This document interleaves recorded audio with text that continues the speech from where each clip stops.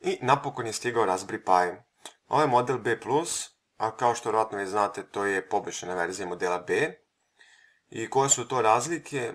Neke bitnije razlike možete vidjeti na ovoj slici. Ovo je UK verzija.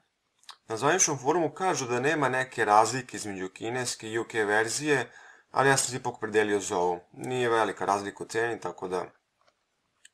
Pa hajde da otvorimo. Ok, ovo je uputstvo, upozorenje i tako dalje. Antistatik vrećica. I Raspberry Pi. Već na prvi pogled možemo primijetiti da model B Plus ima više GPIO, tačnije 40, za razliku od modela B koji ima 26. Ima dva dodatna USB porta, 4 tačke montiranja, dok je model B imao samo 2. I sada se koristi microSD, tako da vam SD kartica od modela B neće odgovarati ovdje. Morate kupiti microSD.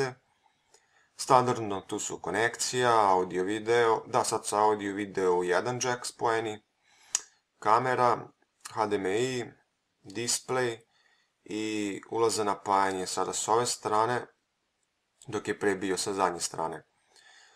Sviđa mi se to što su svi kablovi sa jedne strane, GPIO sa druge, USB portovi ovdje, ovdje je micro SD, tako da napravili su mnogo bolje raspored nego na modelu B, kompaktnije i vjerovatno vam neće kućište od modela B odgovarati ovdje, ali možda ako preradite malo hoće.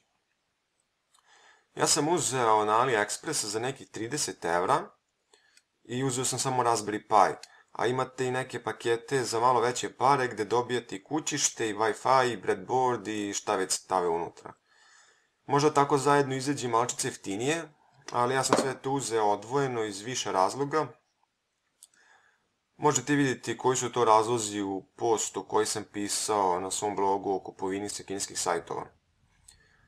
Tamo imate i kompletno uputstvo kako da tražite proizvod, kako da kupite, koliko dugo se čeka, na šta da obratite pažnju i tako dalje. I to bi bilo sve za ovaj klip. U sljedećem video klipovima vas očekuju tutoriali od početničkih do složenijih.